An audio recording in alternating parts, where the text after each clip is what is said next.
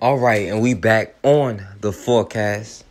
We as a people have been attacked so much, and we've been programmed to believe that defending ourselves or defending our loved ones is somehow blasphemous or wrong in some kind of way.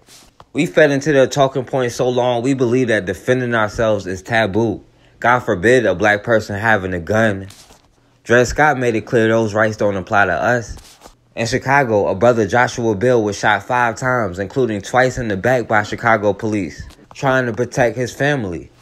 So let's go back and see what led the Chicago police to kill this brother while he was in a funeral procession.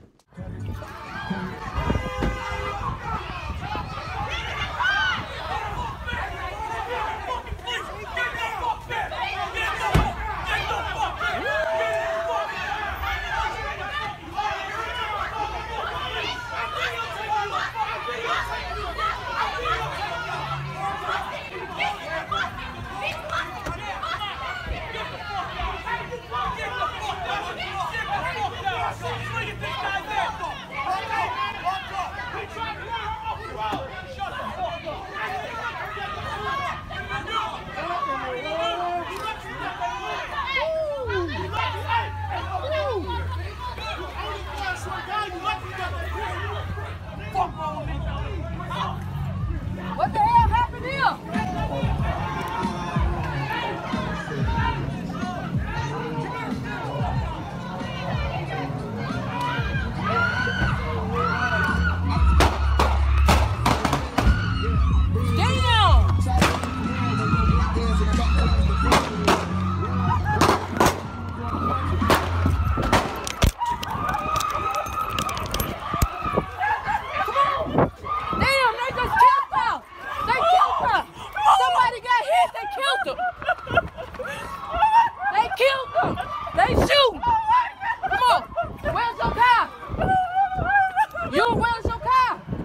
This is my car. You want to get in my car? You where you going? Back to the funeral. Hey, be calm. I gotta go. Oh my God. No, they killed them. They just shot our own people. Chicago's Independent Police Review Authority releases video of another deadly officer-involved shooting. This one focuses on a 25-year-old man, the off-duty cop who shot him, and why he says he did it. CBS 2's Mike Puccinelli joining us live in the newsroom with the latest we know. Hey, Mike. Hi, Lionel and Aaron. The videos and 911 audio recordings paint a picture of total chaos on a busy Mount Greenwood street. It happened during a funeral procession that led to an altercation that ended with a man shot dead in the street. The first 911 calls from Mount Greenwood that day was from an off-duty officer who claimed he'd been cut off on 111th Street. You need to send the police to 111th in Troy right now before someone gets shot. Then witnesses begin to flood the 911 center phone lines as tension builds. There's 20 people in the street. They were just beating the shit out of each other. Now that people are whipping out guns. There's a brawl outside, and there's a person that had the gun out here. I don't know if he's a cop or not. There is a total race thing going on. Someone pulled out a gun. Traffic is stopped. Then minutes later, the shooting starts. And the calls become panicked. And he's got a gun. Somebody got hit. They killed him. They killed him. They shoot. This man, 25-year-old Joshua Beal, was shot. One caller said he was armed and was shot after he pulled out a gun. Is he black, white, or Hispanic? Black.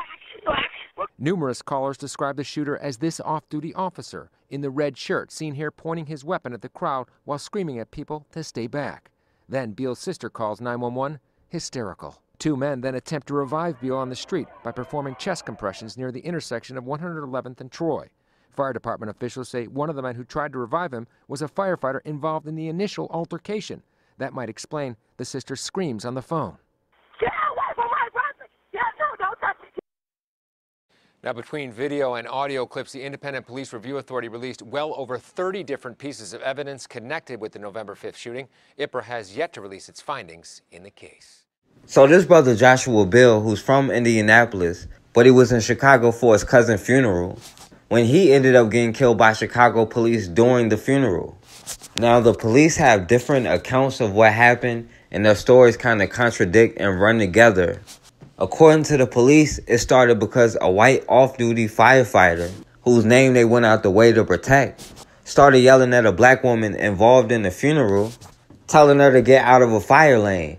Now, the police and the news conveniently left out he was calling her all kind of bitches and niggas, but it was all over because she supposedly was parked in a fire lane. A witness said she heard somebody yell a racial slur, and then somebody went over and punched them in the face, as they should have. If white people want to call people nigger, then there's a good chance they're going to get punched in the face, which they should. But then, according to the police, an off-duty cop, Sergeant Thomas Derouin, just happened to be in a barbershop nearby, and he saw what was going on and went out and got involved. And I'll give you one guess about who he came to back up. The police said then another off-duty cop, Joesph Treacy, was on his way to work when he saw a black man with a gun, so he pulled over and he got involved. And they repeated that he had on a uniform because a part of their defense was they made it clear they were cops, even though no witnesses can seem to recall any cops being there, because that's different from plainclothes cops pulling out guns, not identifying themselves. But no witnesses that called 911 seemed to know that they were cops. They just thought it was a racial brawl, which it was. Now, the cop side of the story is confusing because at different times they said different people did different things. And then the video contradicts a lot of what they said. But at some point, the cop Joesph Treacy called 911. He said, "Those motherfuckers blocked me in, and you better send somebody before someone gets shot." He's on record threatening to kill somebody. Now, the problem with the cop's story is, if he's the undercover cop who was on his way to work, he did not have on a uniform.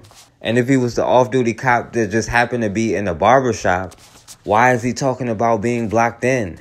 But on the video, you can see the officer Joesph Treacy waving the gun around at the crowd, telling them to back up, telling them to shut up. He don't care about their story.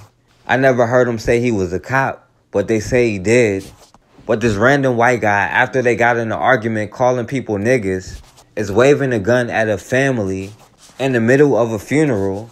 So this brother Joshua Beal, who happened to be licensed to carry and happened to have his legal gun on him, goes to get it to protect his family and to protect his sister, who these white people started it with in the first place.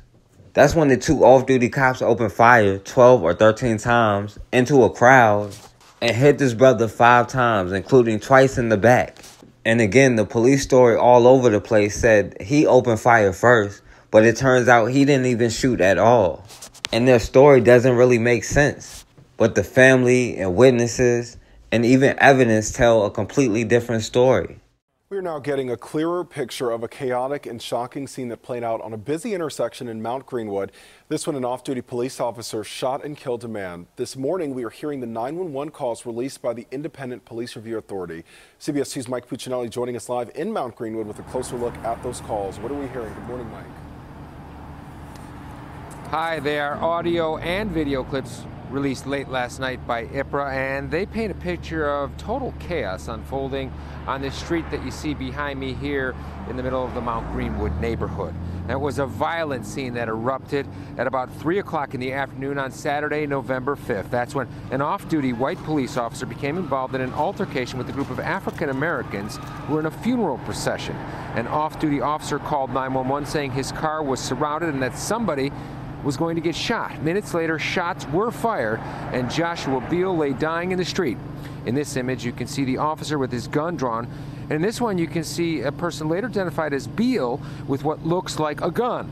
What's much clearer this morning is the pandemonium heard on the 911 calls.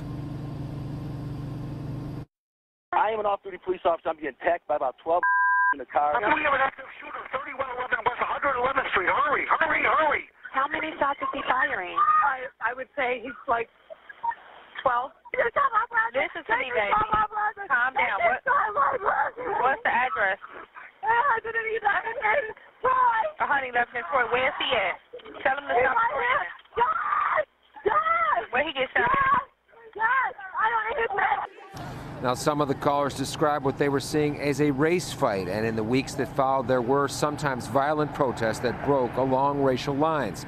Black Lives Matter protesters were met by Blue Lives Matter counter-protesters on several different occasions. Now, coming up in the next half hour, we're going to hear the actual shots that were fired on that fateful day late last year. Now, Joshua Beal family said it all started when the off-duty firefighter Ryen Kinsella, who used to be a cop himself, and him and Joshua Beal's sister got into an argument where she called her nigger and bitch and all of that. And somebody did go over and punch him in the face, as they should have. Now, according to the family, Joshua Beal's sister was cut off by the cop, and on the 911 call, he said they cut him off the road. And they happened to pull over in front of a fire station, and they said this cop, Joesph Treacy, pulled the gun on his sister. And that's when this brother went to go get his gun to protect his sister. He told the cops, "You're not the only one with a gun." And of course, in America, a black man with a gun gives a white man license to shoot and kill. And after they shot him, his brother tackled the cop and put him in a headlock, which they ended up charging him with aggravated assault on a police officer and disarming an officer, even though a lot of officers should be disarmed. All of these are felonies. Yet the cops who kill somebody over a road rage incident don't face any charges.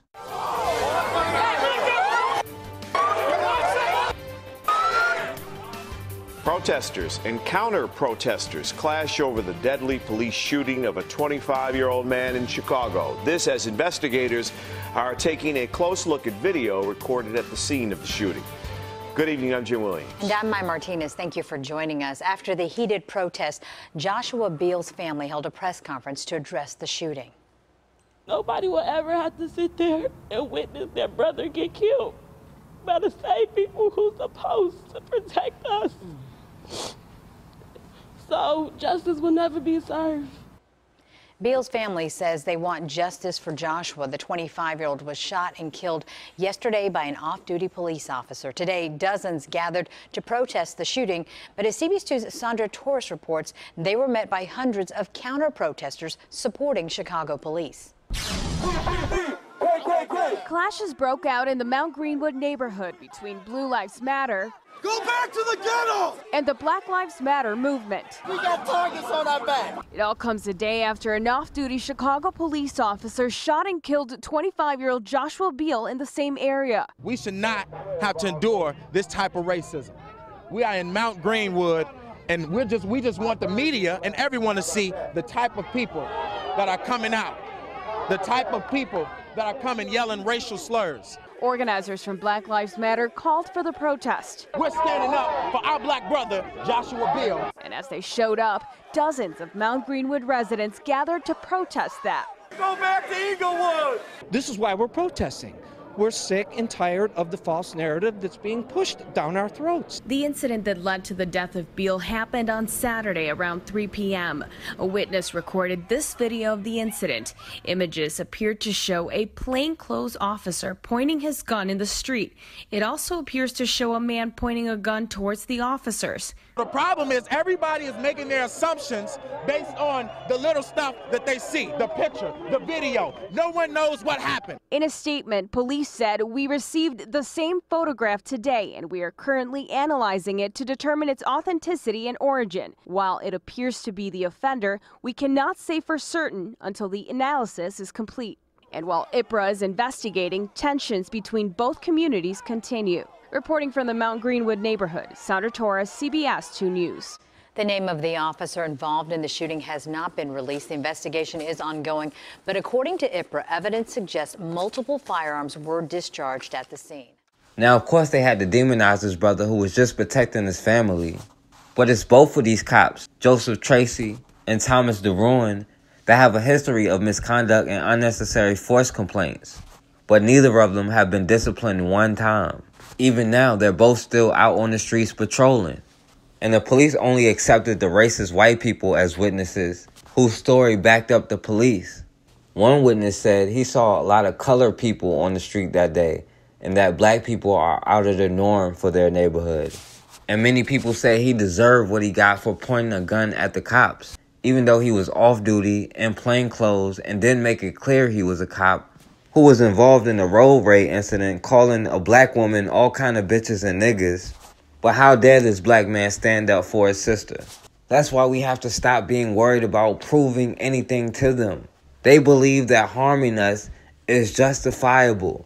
If something happens to a black man, then he must have deserved it. This man did what he was supposed to do, and that was protect his sister, protect his family. They've created a whole system to protect themselves, but you're wrong for standing up for yourself. And we get so scared and say, well, you should have never pulled the gun, even though somebody pulled the gun on you. We start talking about turning the other cheek when it's somebody else. But when it's our own, we don't be as forgiving. We don't talk about turning the other cheek. We talk about dealing with them. But when it comes to the dominant society, all of a sudden we need to turn the other cheek. There is nothing wrong with protecting yourself. And as long as you don't protect yourself, they're going to continue doing the same things to you. At the end of the day, it will only stop when we stop it. I've come to the conclusion lately that I just had an idea, man. What? Just, you know, all these fucking niggers, dude. They're all fucking annoying. And I think we should just fucking lynch them all, man. Sit into the back of a motherfucking bus, put them bitches back in the fields and teach them a fucking lesson. You know what's gonna... They need to stop being niggers and listening to their God, Snoop Dogg up there in the heavens, and their little Jesus thing, XXX Stink, or whatever the fuck his name is. They'll be riding Tupac's dick harder than they ride Jesus's dick. Exactly, they want to come out, then they want to come out here and preach on us when they're just acting like a bunch of hood rat niggers. Exactly. They be out here fucking my wife, stealing my job, eating my food stamps. The motherfuckers be out here doing wild shit. We do not fuck with niggers. Niggers do not want no smoke, so come at me, niggers, because I will put you back on the field, you plow motherfucker. Slave yard hat. Two Northwest Guilford High School students posted a video online that's spreading across social media, and it's not good. Yeah, it's a racist rant that was so bad we can't even play a portion of it for you. WFMY News 2's Jessica Winters went directly to Guilford County Schools to see what's being done about it. It turns out the district had an anti-discrimination training today because of this video. We can't play it for you, but what I can tell you is within 45 seconds, the N-word was used 5 times. And the 2 high school students said things like lynch them all and put them back in the fields and teach them a lesson. Yes. Guilford County Schools told me it learned of the video over the weekend. Some parents and students commented on the video saying this is nothing new at Northwest Guilford, so I asked the chief of schools, Tony Watlington, if he thinks Northwest Guilford has a discrimination problem. I think there are some legitimate issues and problems at Northwest Guilford High School. I think there are some problems at other high schools. We're not trying to hide that. We're trying to be very transparent and work to make all of our schools free of discrimination and bias. In response to the video today, the school system brought in the National Conference for Community and Justice of the Piedmont Triad, also known as the NCCJ. The nonprofit trains both students and staff members on mutual respect and understanding by way of open discussion. A space and a process for kids and for adults to be able to talk about issues of race, something that many people in our country and in our county are very uncomfortable doing. So this training was only done at Northwest Guilford High, but the Diversity Office is working on a plan to expand the training district-wide. Events like this tell us that we need to redouble our efforts and to do even more. Watlington says the 2 students in the video were punished appropriately for their racist tirade, though he couldn't get into specifics. Thanks, Jessica. The chief of schools says kids like these 2 students who make very bad choices can change, and he's hoping the trainings help with that. Well, we are also on top of another developing story tonight. A VCU arts professor is out of the classroom after calling security on a black adjunct professor. Caitlin Cherry says she was eating breakfast in her classroom when security showed up and questioned her, asking to see some ID. Tonight, an outcry from both students and faculty has prompted VCU's president to take action. Richmond reporter Kelly Avellino has been following this story. She joins us now with more on the support for this professor. Kelly? Well, take a look at the sign behind me right here on the front of the VCU Arts building. It says PAPR, Painting and Printmaking Students Support Caitlin Cherry. Caitlin Cherry, the professor who was the victim of this alleged racist incident. Both students and faculty furious over what happened. They sent demand lists to university heads. Now the president and university are taking action, including creating a task force. we do want to see VCU take some sort of accountability. We do want accountability from the professor. We would like him to apologize. VCU senior Brianna Scott passed out flyers and wrote this RVA magazine article on the incident that sparked outrage across campus. Visiting professor and accomplished artist Caitlin Cherry was questioned by security after another arts professor, who's been identified as white Hispanic, didn't recognize her while she ate breakfast in her classroom. He thought that she didn't belong in that room, didn't even give her the benefit of the doubt, didn't even speak to her. I think that was the most frustrating thing for her. NBC 12 has confirmed that the professor who called security won't be teaching for the rest of the semester. Is that students have just stopped going to his classes. I know that his TAs quit. Cherry has since been hired full-time. One of her students, John Che, says he and his classmates have rallied to support her. The media reaction, of course, has been outrage. Both students and faculty sent demand lists to VCU heads calling for more inclusion and diversity. 2 meetings between arts students and the dean were also held. VCU President Rao sent this letter to the entire university, which states in part, when our core values of diversity and inclusion are impinged upon for some of us, then every one of us loses an opportunity for growth, learning, and success. A list of actions the university is taking to address this issue was posted online, including the formation of a task force. And a campus-wide meeting next Monday afternoon to go over that list of everything that VCU is doing to respond to this incident will be held. It's open to anybody. I'm Mariah Lillian Copeland Parker. I, Mariah Lillian Copeland Parker, Do solemnly swear. do solemnly swear That I will well and truly. that I will well and truly Perform the duties. perform the duties Of Commissioner Of the Unified Government of Athens Clarke County. of the Unified Government of Athens Clarke County, And that I will support and defend.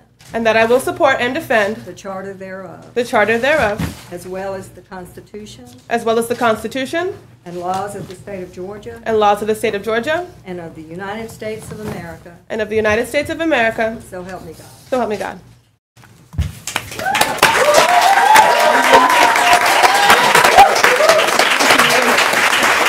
We'll talk about an impressive resume. She's a rapper, a doctoral student, and tonight she's an Athens Clarke County Commissioner. Mariah Parker boasts an impressive resume, and now she's going viral for how she chose to be sworn into office this week. Now, you may have seen this picture in your Facebook newsfeed. It has been shared all over the place, showing Parker being sworn into office with her fist raised and her other hand resting on not the Bible, but instead the autobiography of Malcolm X, the famous human rights activist.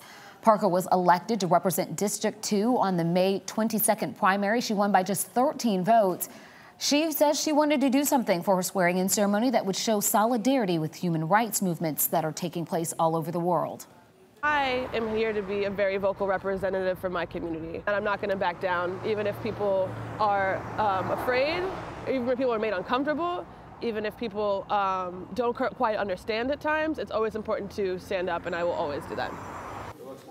Well, Parker says she received both positive and negative reactions from people. She says she felt like she did the right thing, so that's all that matters. Were you guys able to talk to him? No, he was sleeping. Yeah, what's your first name? Kareem. Mr. Kareem. Okay, do you have your ID? Yeah, it's a lot. So we're sitting outside of the hotel, just minding our own business, trying to find out how we're gonna get home. I'm calling my friends from Cleveland because I'm from Berea. I'm trying to find a way home, and this girl comes outside, like, what the flick, starts coming at me, that blonde girl. Like, why are you sitting out here? Like, what are you doing? Go home. I'm like, we're trying to find a way home. I'm sorry. I'm like, I don't know why you're coming at me, blah, blah, blah. And then he comes outside. First of all, he's calling his friends. We're sitting down here. He's what? Kareem, his name. Okay, Kareem. I just met him today. The person who assaulted me. Like, I mean, he shoved me, he pushed me. Like, you can watch the videotapes, which I would like to see, if that's possible. Also, I came down here after and I asked the front desk clerk in the white shirt if I could call 911. I'm not sure if that's against the law to deny that to a person at the front desk of a hotel. I asked him 3 separate times and he said, that's what you get for being a slut. And wouldn't let me call 911. Meanwhile, Kareem, the person who assaulted me, had my phone. I had no way of calling. Okay, that's your phone. Yes, they got it back for me. So. You're friends with Kareem? Yeah. Who's Kareem? Kareem Hunt, plays for Kansas City Chiefs. Plays. Okay. Yeah. All right. You guys use the first name. I didn't know. Yeah. Okay. So Kareem plays for the Chiefs. Yeah. Running back. He Okay. really moved in today. Like, it's crazy, right? So I'm gonna tell you a whole story. So I know this girl from a friend. I invited them. I was going to the club tonight. We got to the club. Like, they're just overly drunk, as you can tell. And come to find out, they're not even 21. They're really 19 years old. And we found out upstairs, like, can you guys please leave us alone? It was like, just go home. And they're in the hallway, like, sitting by the elevator. I come outside, I'm like, you guys are being too loud, just please leave us alone.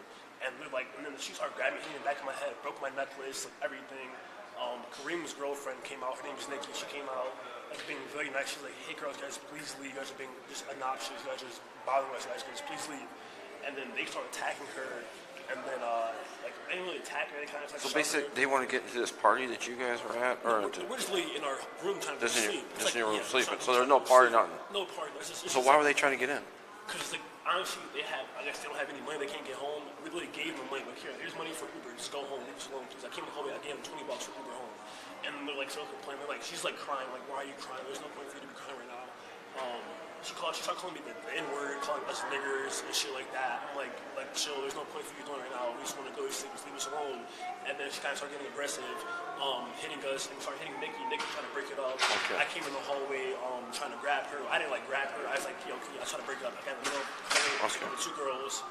And that was really it. And then security came up, and then they were just like being overly aggressive. Her phone's right here. She left her phone actually in her room. Yeah, so she said she would. So that's her phone. So which one is this? The one right here you guys talking about? Yeah, the girl that's crying, dude, she's just being like, she's drunk right now, and then she's just freaking out. Her friend is calm, but she's just a mess right now. She's a mess. I don't know what's going on with her. So the one's crying is a mess. Okay. Yeah, I literally try to like, we have money for you to leave, like everything, and she's just, I don't know what's going on with her. All right. So she doesn't stay in the room. She didn't even stay at the hotel first. No, she has. Okay, and you guys do stay here now? Yes, we live upstairs. Now, with that Instagram model under fire, accused of pretending to be black to get followers and endorsements. ABC's Lindsay Davis is here, and Lindsay, she's denying it, but critics, they're comparing these side-by-side photos. They are. Good morning to you, Michael. The so-called before and after photos are starkly different, but Emma Hallberg says it's simply because of the time of year that the pictures were taken. And while social media users are accusing her of adopting black culture when it was convenient,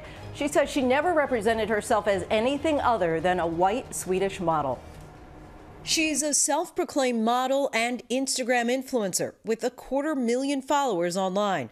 Hey guys, my name is Emma Hallberg. But this morning, Emma Hallberg, a white teenager, is being accused of pretending to be black to get more followers. A Twitter user posted these two photos of her online, one showing her with much lighter skin and straight hair. The internet went into a tizzy, accusing Hallberg of blackfishing, a term being used to describe someone who's pretending to be black. I haven't done anything to make myself look darker.